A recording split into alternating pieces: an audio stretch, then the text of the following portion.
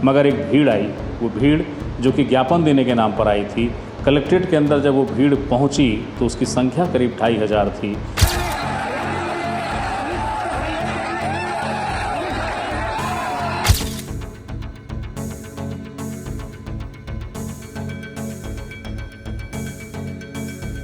क्या पहले से आभास था कि ऐसा कुछ होने वाला या अचानक हुआ है?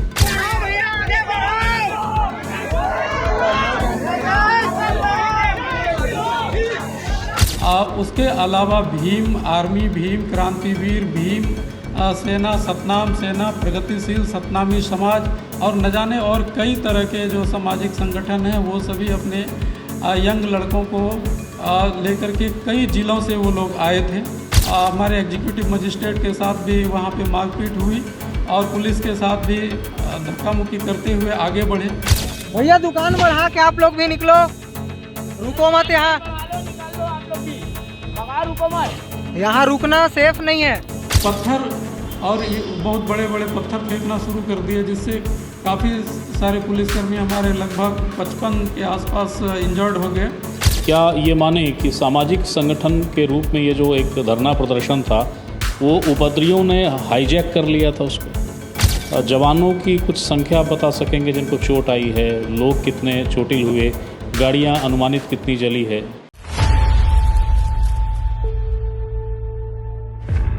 नमस्ते, मेरा नाम है याज्ञवल्क और मैं बलौदा बाज़ार में हूँ। बलौदा बाज़ार में आज जो कुछ हुआ है उसने ये साबित कर दिया है कि जब कोई सामाजिक कार्यक्रम हो या कोई आंदोलन हो तो उस पर बहुत ज़्यादा लगाम और नियंत्रण की ज़रूरत है, क्योंकि कब उपद्रवी आके उपद्रव कर जाएं वो किसी को पता नहीं होता। बलौदा बाज़ार ने आज सतनाम समाज के आंदोलन में एक ऐसी ही भूमिका को देखा है। सतनाम समाज का आंदोलन था, हालांकि मांग उनकी राज्य सरकार ने कल ही पूरी कर दी थी, 9 जून को पूरी कर दी थी। न्यायिक जांच का एक मसला था उनकी मांग थी, मगर एक भीड़ आई। वो भीड़ जो कि ज्ञापन देने के नाम पर आई थी, कलेक्ट्रेट के अंदर जब वो भीड़ पहुंची तो उसकी संख्या करीब 2500 थी।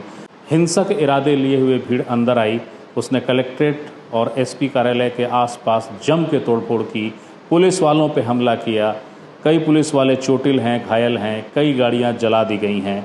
हमारे साथ बलौदा बाज़ार के एसपी सदानंद कुमार हैं, मैं उनसे पूछने आया हूँ, वही समझूंगा आखिर घटनाक्रम क्या हुआ। सर नमस्ते। सर, ये जो पूरा घटनाक्रम हुआ ये क्या मतलब कैसे, क्या पहले से आभास था कि ऐसा कुछ होने वाला या अचानक हुआ है? ये एक जो गिरौदपुरी में घटना हुई थी तो उसमें आरोपियों की विधिवत गिरफ्तारी की गई।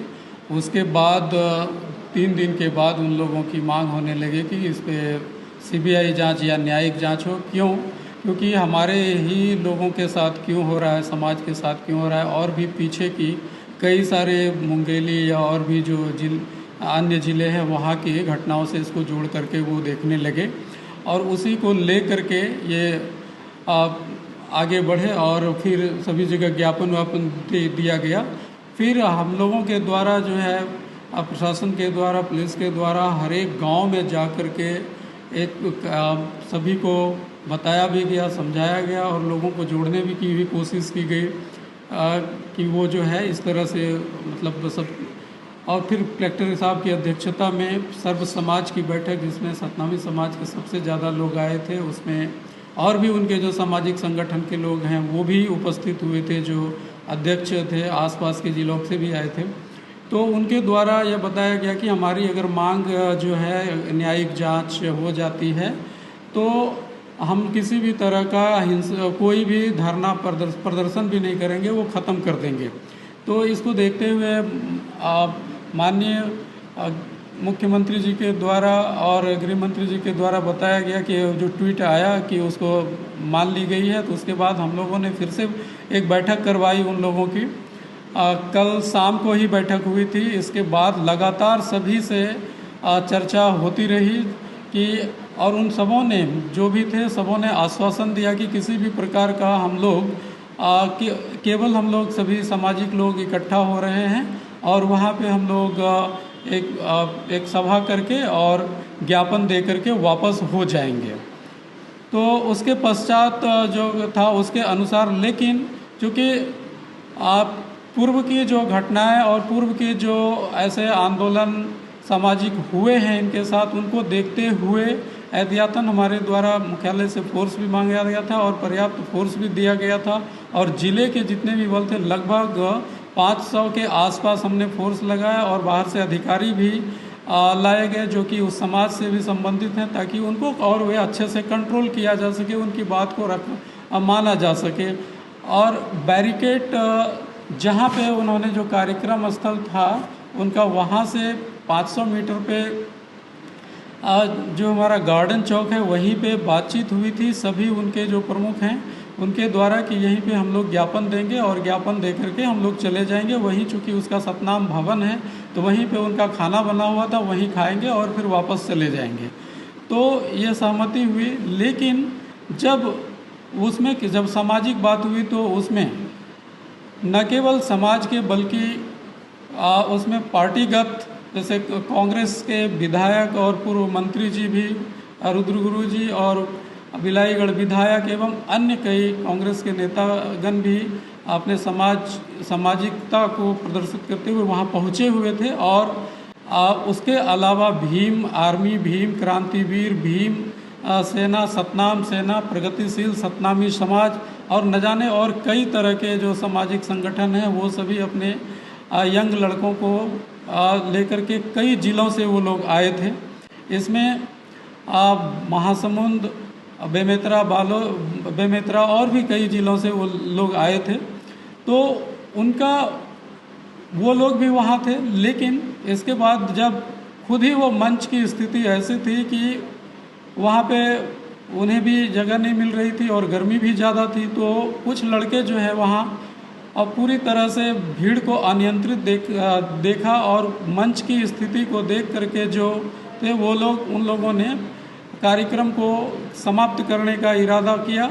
और ये कार्यक्रम चूँकि ये लगभग 3 साढ़े 4 बजे के आसपास ख़त्म होना था, लेकिन 2:30 बजे के आसपास ही, 2:30 से 3 बजे के बीच ही ज्ञापन दे करके जाने की योजना बनाई।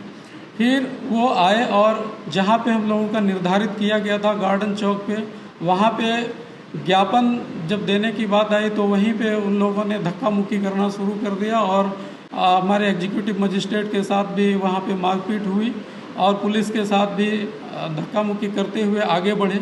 उसके अलावा 4 बैरिकेड और लगाए गए थे और चारों तरफ से लगाए गए थे, सभी जगह बल थे।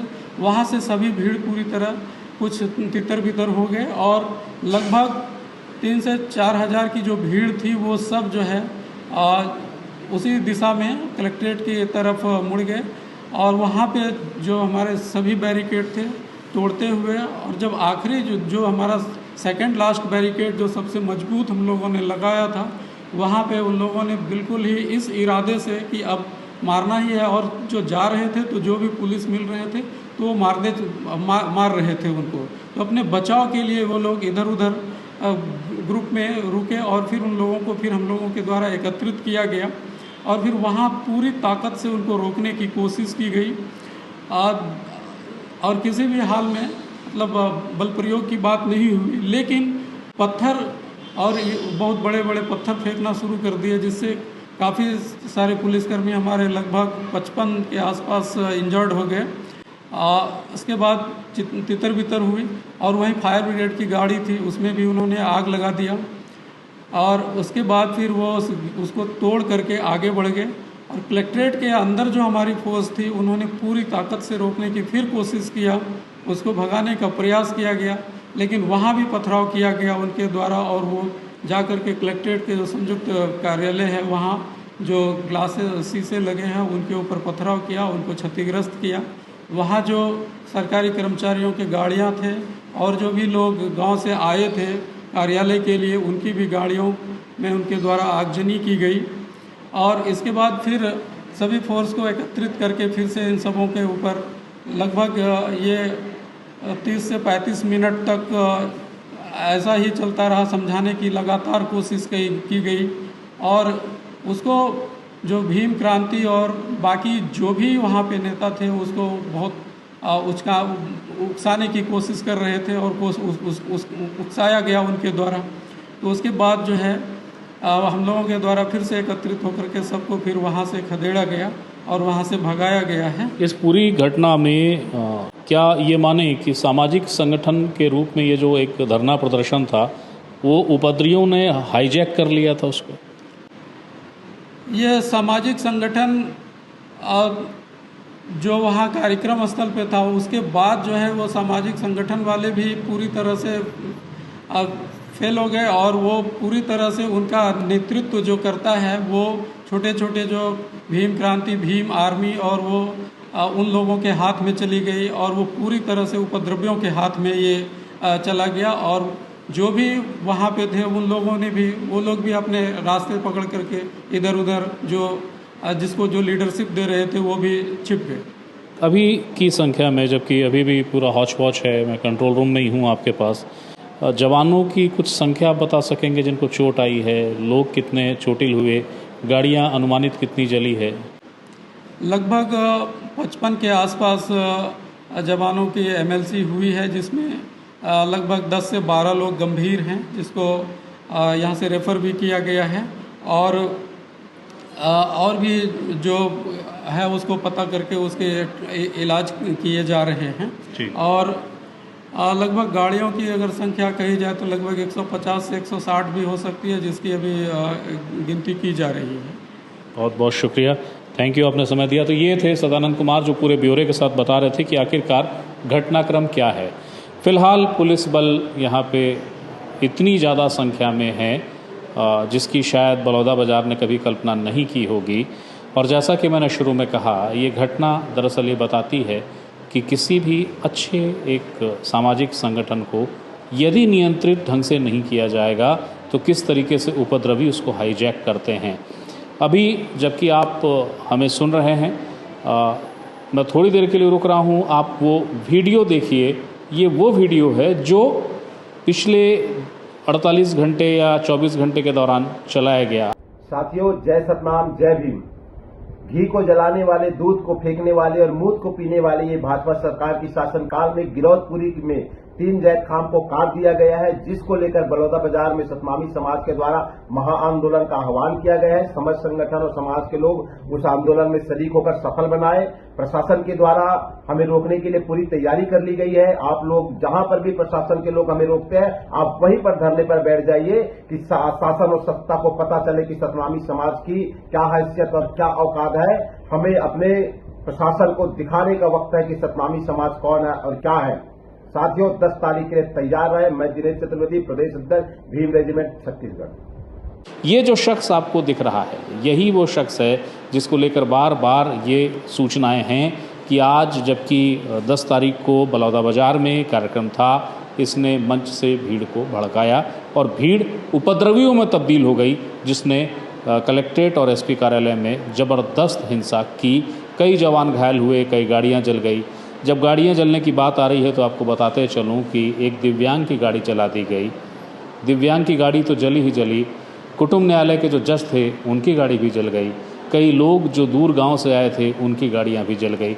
निर्दोष शिकार हुए हैं और ये क्यों शिकार बने, बल्कि एक घटना ही क्यों हुई, इसका कोई कारण किसी के पास नहीं है।